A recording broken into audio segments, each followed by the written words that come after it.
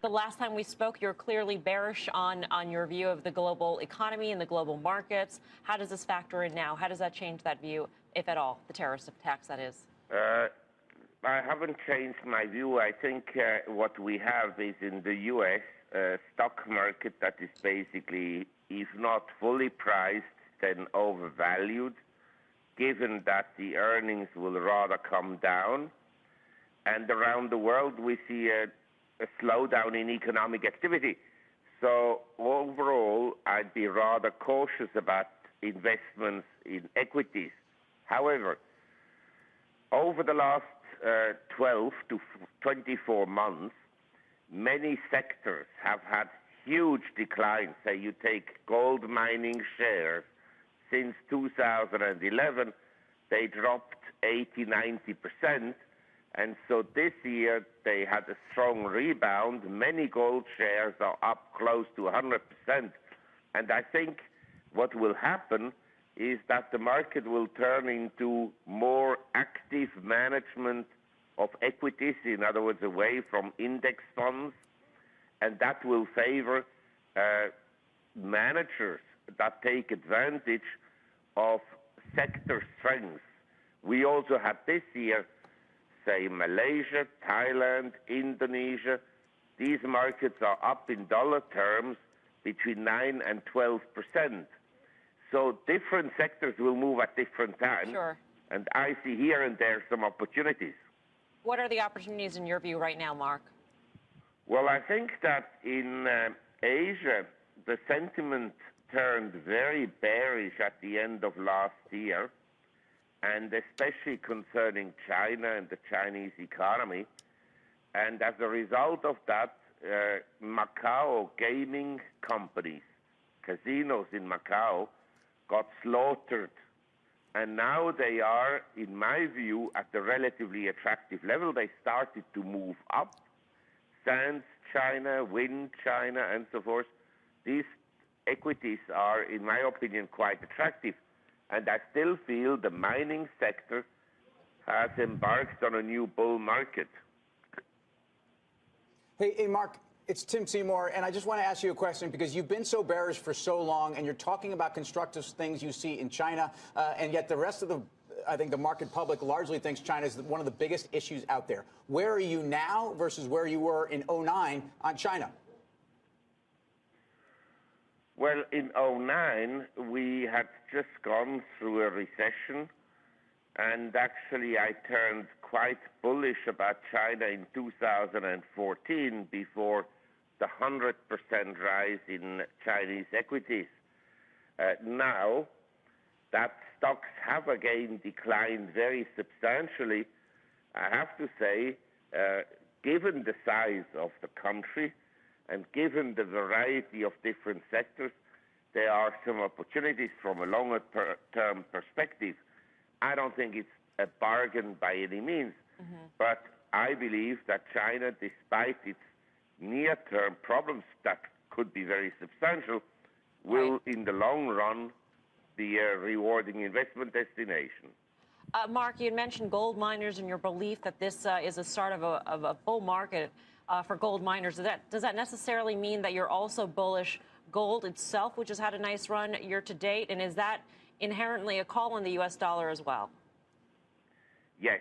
I don't understand why the world is so enthusiastic about the U.S. dollar. I think in the long run, the U.S. dollar will be a weak currency. Having said that, you see, I can buy now a 10-year U.S. Treasury at the yield of 1.93%. And in Germany, France, Europe, I have in many cases negative interest rates. So because of the yield differential, I think that actually the U.S. dollar, provided the Fed doesn't cut the interest rates again, and provided the Fed doesn't introduce negative interest rates, provided all these conditions, I think the U.S. dollar should be okay, but not a desirable currency. And that's why I think the most desirable currency will be gold, silver, platinum, and palladium. Got it. Mark, thanks so much for phoning in. We appreciate it.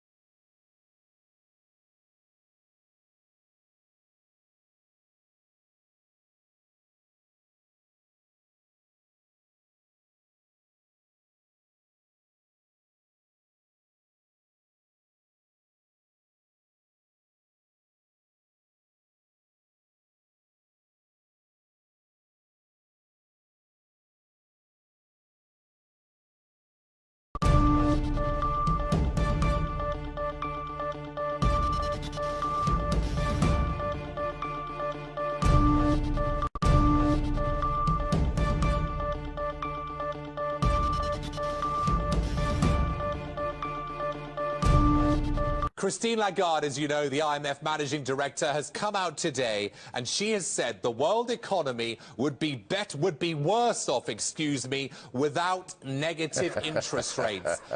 I knew you'd laugh. And she admitted she was being counterfactual. I suppose your laugh tells me what you think of that comment. Look, I believe that the interventionists with fiscal policies and with monetary policies, in other words, the so-called neo-Keynesian or new Keynesian, that is their excuse. They will always say, if we hadn't done this and hadn't done that, it would be much worse. They have no proof for this assertion.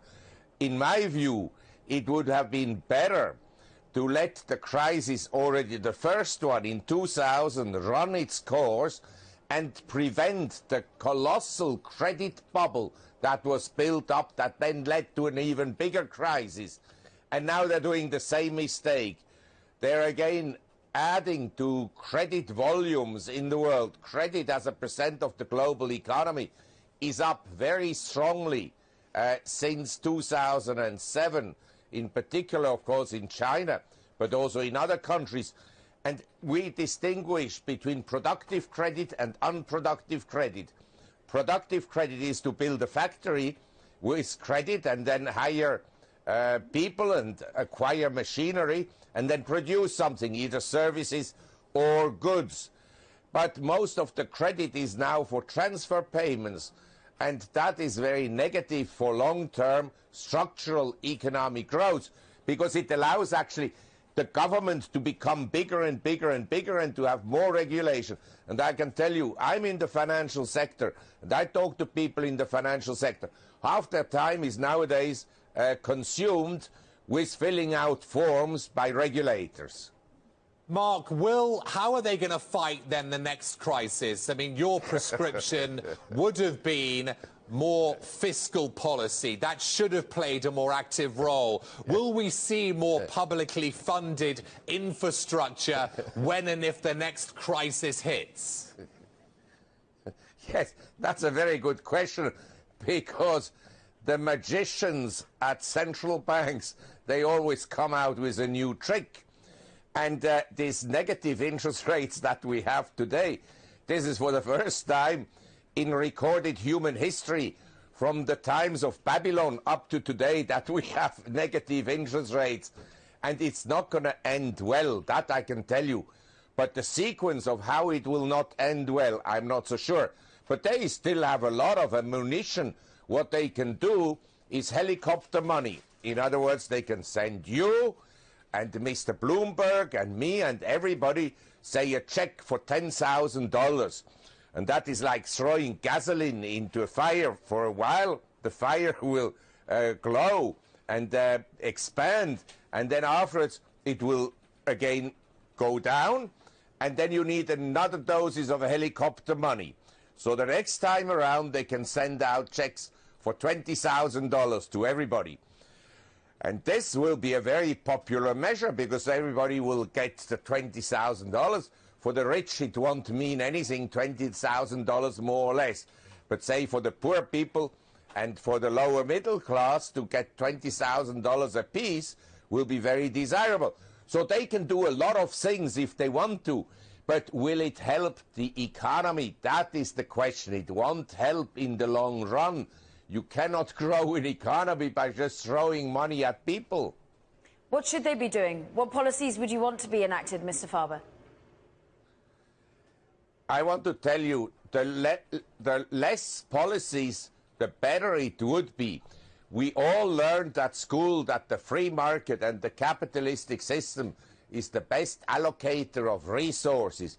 And now what we have is the worst allocation of resources, because it's the government that tells you how these resources are allocated, and they continuously expand their interventions. And I can tell you, I started to work in 1970. In the 70s and early 1980s, central banks actually never came up in discussions. They have now become like the messiah, and everybody watches what the central banks do, and in the end, in my view, they will have, from a long-term perspective, no impact whatsoever. Now, can they move markets short-term? Yes, but maybe not in the direction they want to. You talk about allocating resources, Mr. Faber. Allocate my resources for me right now, because I'm looking at the picks that you have, and you're saying get into the dogs of the world, of course, your usual pun. Brazil. You're saying get into Brazil, get into Russia. How are you going to convince me amid such political turmoil there? Well, you see, these emerging markets like Brazil and Russia, of course they are in recession, whereby Russia is doing better than Brazil, but the valuations have come down very substantially. And if you ask me, Mark, where should I allocate my funds today? In the US stock market, which is essentially very highly priced by any measure, price to sales, price to earnings, and so forth, market cap to GDP, the US market doesn't come out favorably. Now, the emerging markets, they have corrected significantly, some since 2006 and some since 2011. And I would say they are relatively attractive. So if I had to invest money today, and I'm investing all the time money because I have a cash flow, I invest in emerging economies. You can buy the Singapore stock market with a 4% dividend yield. Well, Singapore is a relatively sound economy. It's diversified and it's well run, unlike the US. Unless, of course, the US is run by Mr. Trump. Then the US will improve. Are you really a fan of Mr. Trump, Mark? Do you really believe it's all relative? Given the alternatives, I would vote for Mr. Trump, because Why? he may only destroy the US economy, but Hillary Clinton will destroy the whole world. That's why the will difference. Why will Hillary Clinton destroy the whole world? What's the evidence? Look at her nation building in the Middle East, how successful that has been.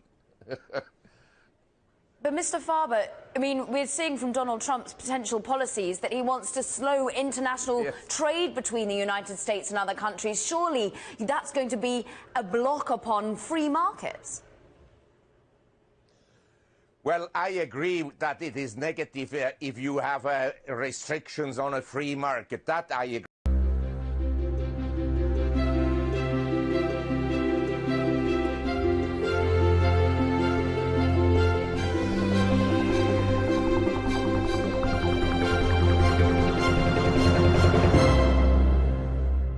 The last time we spoke, you're clearly bearish on your view of the global economy and the global market. Of equities, in other words, away from index funds, and that will favor managers that take advantage of sector strengths.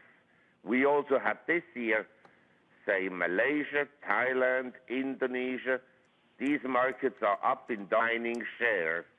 Since 2011, they dropped 80–90%.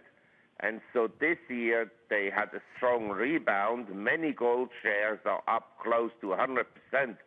And I think what will happen is that the market will turn into more active management around the world. We see a slowdown in economic activity. So overall, I'd be rather cautious about investments in equities. However, over the last 12 to 24 months, many sectors have had huge decline. Say you take gold. How does this factor in now? How does that change that view, if at all, the terrorist attacks, that is? I haven't changed my view. I think what we have is in the U.S. Stock market that is basically, if not fully priced, then overvalued, given that the earnings will rather come down. And the